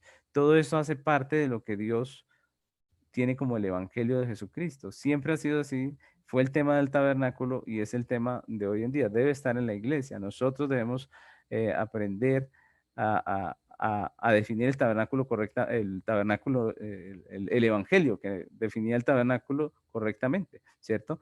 El evangelio es Cristo. Cristo siendo el sustituto por nosotros. Siempre lo fue así, ¿cierto? Siempre fue el tabernáculo, siempre mostró a Cristo, y todo lo que nosotros encontramos ahí, todos los elementos que hemos visto aquí, pues de una o de otra manera nos hablan de estas realidades, nos hablan de la realidad de nuestro pecado, nos hablan de la realidad de que estamos sucios, que necesitamos limpieza, nos hablan de la realidad que no podemos acercarnos a Dios con nuestras propias fuerzas, de nuestra propia manera, sino que nosotros nos debemos a Cristo. Cristo es el Redentor, Cristo es a través del que nosotros como iglesia podemos entrar a su presencia, ¿no? Y vamos a pasar a la última parte de esta lección, que viene a ser el punto 3, que dice la gloria de Dios, ¿no?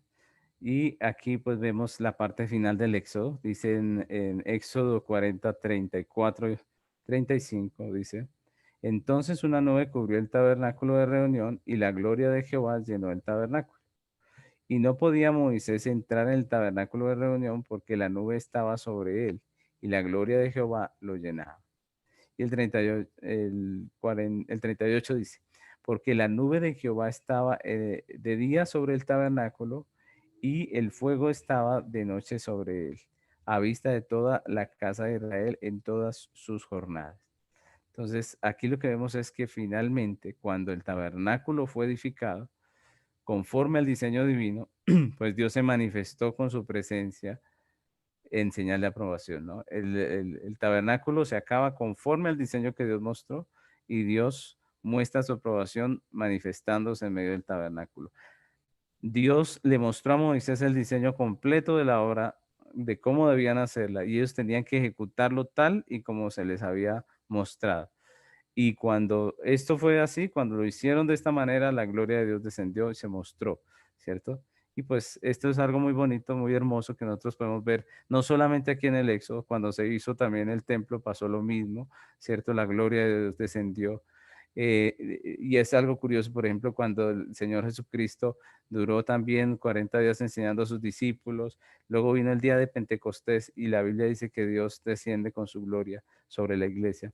Es decir, Dios muestra su gloria en su iglesia. Dios aprueba de esa manera la obra de la iglesia cuando se hace conforme al diseño. La iglesia también tiene un diseño revelado por Dios hoy en día, ¿no? Y ese diseño está en la Biblia, ¿no? Lo que decíamos hace 8 días con la eclesiología, que la iglesia debe guiarse por lo que dice la Biblia en cuanto a eclesiología, pues también en la parte pastoral la iglesia debe guiarse por lo que la Biblia dice, ¿no?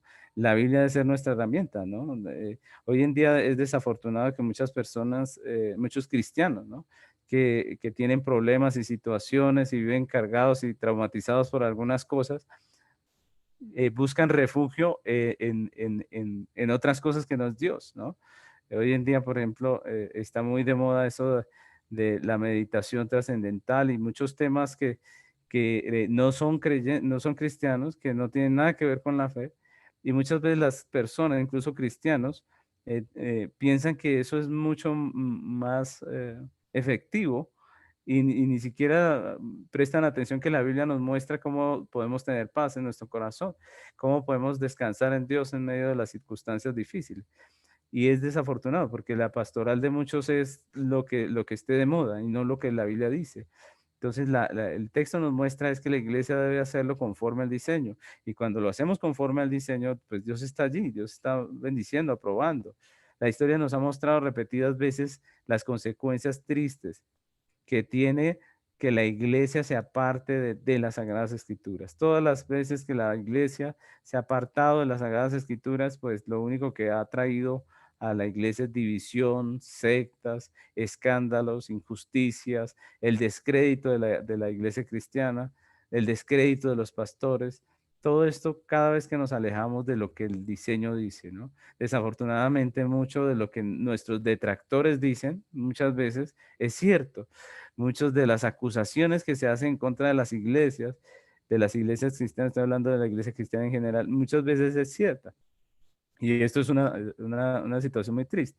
Y todo porque nos apartamos del diseño, porque no estamos pendientes del diseño del libro, de la Biblia, y estamos más pendientes de otras cosas, estamos más pendientes de asuntos que no tienen nada que ver con lo que la Biblia nos enseña. Entonces, cuando hablamos de la pastoral, de la práctica de la iglesia, pues pareciera que igual que en el libro de los jueces, donde cada quien hacía lo que bien le parecía, pues parece que muchas veces eso es lo que sucede en medio de la iglesia, ¿no? La pastoral de la iglesia es que cada quien hace lo que bien le parece y eso no está bien. Recordemos que el libro de los jueces es un libro donde muestran cómo el pueblo, con esa filosofía de vida, de hacer lo que le parecía bien, pues se apartaron de Dios y terminaron recibiendo el justo castigo por sus actos, ¿no? Y yo creo que una de las necesidades más grandes de la iglesia de hoy en día, ¿cierto? En especial la iglesia en Latinoamérica, es el regreso al diseño, ¿no? El regreso a las Sagradas Escrituras. Creo que hay muchos eventos, muchas cosas que han sucedido en la iglesia cristiana que nos han apartado de ese diseño.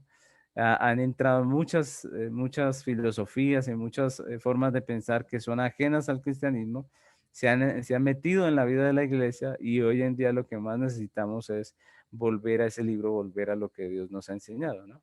La Biblia dice en Primera de Pedro 1:19 al 21 dice, tenemos también la palabra profética más segura, a la cual hacéis bien en estar atentos, como a una antorcha que alumbra en un lugar oscuro, hasta que el día esclarezca y el lucero de la mañana salga en vuestros corazones.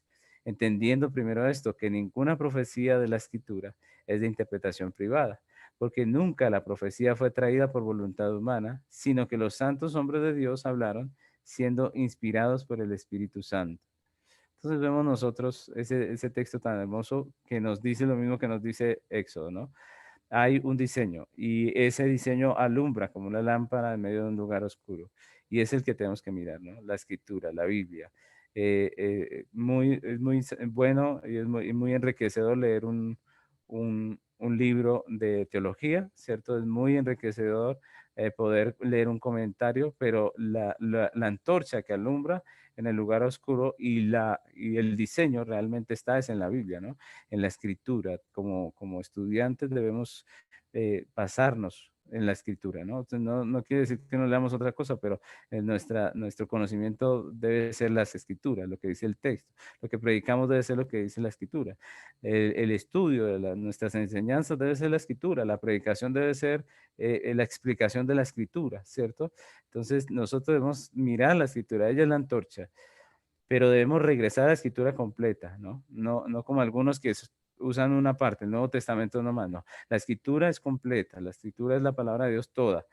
Incluso si nosotros miramos cómo respondía Jesús cuando le hacían alguna pregunta pastoral, ¿cierto? Él siempre iba al Génesis, él iba al comienzo. Y es una costumbre que nosotros deberíamos tener. En Mateo 19, capítulo 19, versículos 4 y 5 dice, Él respondió hablando de Jesús y les dijo, ¿no habéis leído que el que los hizo al principio, varón y hembra, los hizo? Y dijo, por esto el hombre dejará a padre y madre y se unirá a su mujer y los dos serán una sola carne. Esta es la respuesta de Jesús a una pregunta sobre el matrimonio y sobre el divorcio, ¿cierto? Sobre el divorcio y él cómo responde, él qué dice, qué es lo que usa Jesús para responder. El Antiguo Testamento, él dice, en el principio Dios hizo esto, en el principio está escrito esto. Nosotros deberíamos ir al principio, en todos los temas pastorales de la iglesia deberíamos ir al principio. Es triste que nosotros saquemos el Antiguo Testamento, que es una gran porción de nuestra Biblia, simplemente porque tenemos una visión sesgada de lo que es la escritura, ¿no? La escritura, toda la escritura es la palabra de Dios. Nosotros debemos usarla completa. Ella es la antorcha, toda, completa. Ella es el diseño, pero el diseño es completo. Y pues recordemos que el apóstol Pablo nos dice en segunda a Timoteo 3:16, dice, toda la escritura es inspirada por Dios y útil para enseñar, para redarguir, para corregir, para instruir en justicia, a fin de que el hombre de Dios sea perfecto, enteramente preparado para toda buena obra. Entonces, cuando la iglesia trabaja sobre el diseño revelado en toda la escritura, pues Dios se manifiesta con su gracia, con su poder, con su gloria en medio de la iglesia. Así que, mis hermanos, esta es la exposición de la clase de hoy. Em, Sintetizando lo que hemos visto, prácticamente, pues lo que la Biblia nos enseña es que debemos poner atención a ese diseño, trabajar en ese diseño como trabajaron los hijos de Israel y también ver esa gracia del Señor en nuestras vidas, en la iglesia. Todo el libro de Éxodo que hemos estudiado, como pueden ustedes ver, es muy enriquecedor para la congregación, para la iglesia. Para hacer, por ejemplo, una predicación expositiva, es un libro maravilloso. Para un estudio, para los que van a hacer la maestría y van a hacer el comentario de un libro, pues el libro de Éxodo es una bendición y deberíamos estudiarlo porque realmente trae mucha sabiduría y entendimiento, sobre todo en el asunto de la ley de Dios, que es vital para la iglesia hoy en día. Así que mis hermanos, no sé si hay alguna pregunta al respecto de lo que hemos visto en esta última parte de la clase. Si alguno tiene algún aporte acerca de la clase, pues este es el momento de que abran sus micrófonos y pregunten o compartan, mis hermanos.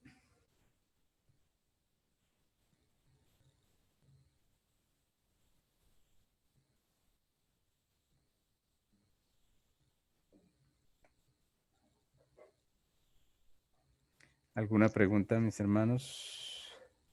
Pastor, Señor le bendiga. ¿Escucha? ¿Me escucha?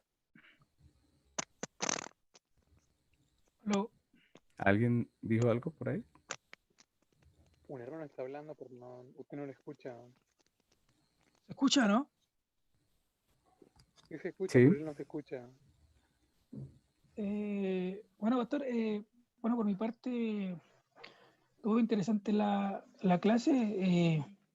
De hecho, me refiero al módulo completo. No había abordado eso desde esa perspectiva como fue expuesta en el módulo, y lo que sí me causó una duda y que quise dejarla para el final es en base al tema de la disciplina. Claramente la confesión dice que fueron puestos oficiales, en este caso, ¿cierto?, los ancianos para ejercerla, ¿cierto?, y aplicar la disciplina dentro de la congregación. Pero, ¿cómo tomamos lo que dice la confesión en base a lo que Mateo capítulo 18 nos dice, ¿cierto?, de que cuando tu hermano peque, ve y repréndele sola? Si tu hermano se arrepiente, te lo has ganado. En el caso, no, llama a uno, ¿cierto? Y dos testigos, Sí. 2 o 3 testigos, y si no, infórmalo, ¿cierto?, a la congregación, o si no, tenlo por un publicano, un gentil. En base a eso, ¿cómo tomamos y cómo ejercemos la disciplina dentro del contexto de lo que está hablando la confesión? Porque la confesión prácticamente nos está diciendo es la disciplina es de los gobernantes, pero el texto nos está diciendo que en el caso, si un hermano peca contra mí o yo peco contra mi hermano, claramente el que va a ir a confrontarme y el fin ese, por el fin no es dañar al hermano, sino que es meter presión y que yo pueda llegar al arrepentimiento. ¿Cómo lo vemos? Porque claramente el texto dice como dando la opción que nosotros como miembros reprendamos, pero la confesión nos está diciendo que la disciplina va en base al gobierno. Bueno, sí, muy interesante la pregunta, mi hermano. El asunto es que la Biblia y la confesión, pues ahí realmente no tienen no hay como una diferencia en qué sentido. En que el pasaje y la confesión, los dos están hablando de disciplina, ¿no? Están hablando de cómo confrontar el pecado en un hermano, ¿no? Entonces ahí nos dan como la pauta, ¿no? La pauta, ¿cuál es? La pauta es llamarle la atención, porque al fin y al cabo, tanto en la confesión como en el versículo, pues el objetivo es restaurar al que ha caído, ¿no? Entonces, lo primero que se hace es llamarle la atención y ambas dicen lo mismo en ese sentido. Lo segundo que se hace es llamarle la atención con un testigo, ¿no? Y esto ya viene ya viene a involucrar lo que la confesión dice de la cena, ¿no? Cuando se cohíbe a la persona de tomar la cena, pues ya es un asunto más que tiene que ver con testigos. Es decir, hasta el primer punto nadie lo sabía. El ofensor y la persona ofendida lo sabían. En el segundo punto, pues ya hay testigo, ¿cierto? Y en el tercer punto, que viene a ser el terno por gentil y publicano, pues vemos que prácticamente la palabra gentil y publicano lo que está diciendo es como tenlo por alguien que no hace parte del pueblo de Dios, que viene a ser lo que en pues en la confesión de fe hablan de la excomunión, ¿no? Y pues lo que está diciendo el texto es la manera en que se hace la disciplina. Ahora la pregunta es, la Biblia enseña que la disciplina la podemos ejercer, o la pueden ejercer los miembros o la ejerce el oficial. Entonces ahí es donde nosotros tenemos que ver que la Biblia enseña que la disciplina la ejerce el oficial, ¿no? Generalmente, en todo, tanto en el Antiguo como en el Nuevo Testamento, el oficial es el que ejerce la disciplina, ¿no? Tanto, si nosotros miramos la ley, tanto en lo civil como en el eclesiástico, la disciplina la ejercía el oficial. En el Antiguo Testamento podemos ver que incluso cuando no había ley, habían los ancianos, ¿no? Cuando el pueblo fue volviendo un poco más estricto el asunto conforme a la ley, pues ya hubo ancianos que se sentaban a la entrada de la ciudad y que eran los que determinaban el juicio, ¿no? Entonces siempre el oficial tiene que estar en la disciplina, ¿no? Él es el que la ejerce. Y hay muchos textos en el Nuevo Testamento también que nos muestran que el que toma la decisión, que el que ejerce la autoridad, ahí es precisamente el oficial. Una de las cosas que el Señor decía acerca de ojo por ojo, recordemos que cuando el Señor enseñaba la ley, él decía que ojo por ojo. Él lo que estaba diciendo prácticamente en ese texto es que nosotros no tenemos el poder de castigar la injusticia porque sería una venganza, ¿cierto? Sino que el que tiene realmente la potestad de hacerlo es el oficial, ¿no? Y es cuando Dios dice, por ejemplo, que no nos venguemos nosotros mismos, sino que dejemos lugar a la ira de Dios. Siempre el oficial tiene que ser el que ejecuta el juicio, ¿no? O el que pone la disciplina, el que pone el castigo. Entonces, por eso, pues el texto realmente no está hablando o diciendo quién lo tiene que ejercer, el texto está diciendo cómo se debe llevar la disciplina, que obviamente entre el ofendido y el ofensor deben llegar a un acuerdo y si no, pues la cosa tiene que ir a instancias mayores. Pero definitivamente, aunque ese texto no lo diga así, pues definitivamente toda la escritura, como veíamos ahorita que cuando queremos saber la pastoral de algo, pues siempre vamos a toda la escritura nos muestra que el oficial siempre es el que ejerce la disciplina, ¿no? El que pone la disciplina, tanto en lo que vimos de eso como pues en toda la escritura vemos que es el oficial. Entonces, por eso es que tanto la confesión como el versículo hablan de la disciplina, ¿no? La confesión especifica que es el oficial el que lo tiene que hacer, ¿no? Pues no porque el texto lo diga ahí en el versículo, sino porque es obviamente lo que muestra toda la escritura, mi hermano. No sé si está conforme con la respuesta, mi hermano. Sí está bien.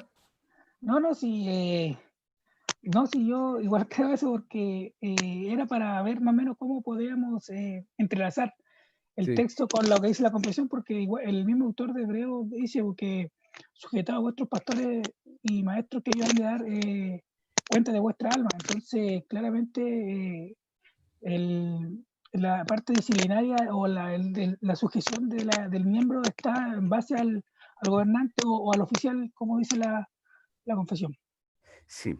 Incluso la confesión, pues si tú miras, ella tiene algunos versículos que nos ayudan un poco más, porque lo que hace la confesión es prácticamente una enseñanza temática, ¿no? Lo que está haciendo prácticamente una enseñanza temática y ella se sustenta de varios pasajes de la escritura, ¿cierto? Entonces por eso, pues ahí uno encuentra mucho más información en los versículos que contiene allí en la confesión, ¿no?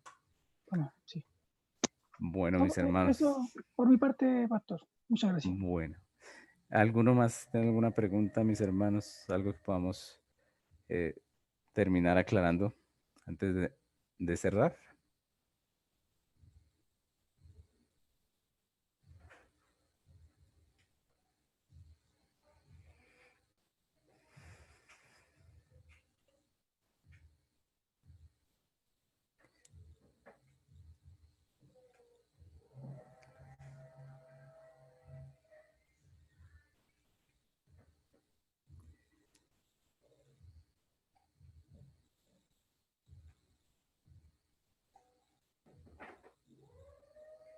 Bueno, mis hermanos, entonces todo quedó muy claro.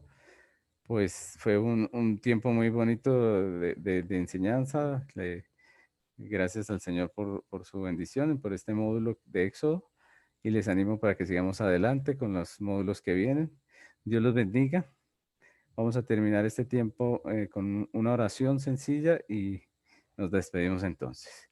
Amado Dios, gracias por este momento, Señor, este tiempo que hemos podido tener, estos días, Señor, de estudio del libro de Éxodo. Gracias por el entendimiento que nos das, por la palabra que tú nos hablas a cada uno de nosotros. Cada vez que estudiamos tu palabra, somos edificados, fortalecidos, Señor, enseñados. Gracias porque estamos en este reto, en este deseo, en este anhelo, Señor, de crecer como creyentes y también como ministros tuyos, Señor. Bendice esta disposición de nuestros corazones a cada uno de nuestros hermanos que están estudiando en el instituto. Ayúdales con sus tareas, con sus metas que tienen en este instituto. Señor, bendíceles, Padre. Muchas gracias por el pastor Carlos, Señor, por el pastor Juan José, Señor, pastor Ismael, los pastores que hacen parte, Señor, de este instituto. Bendice, Señor, nuestras vidas y ayúdanos, Señor, Padre, a perseverar en tu palabra y a hacer tu voluntad conforme al diseño como nos has enseñado. Te damos muchas gracias en el nombre de Jesús. Amén. Dios los bendiga, mis hermanos, que tengan un feliz año y nos vemos el próximo año en las clases como Dios nos permite. Amén. Bendiciones. Gracias, pastor. Amén. Muchas gracias. Chao, pastor. Hermanos, saludos. Bendiciones. Bendiciones. Gracias, pastor. Chao, bendiciones. Bueno.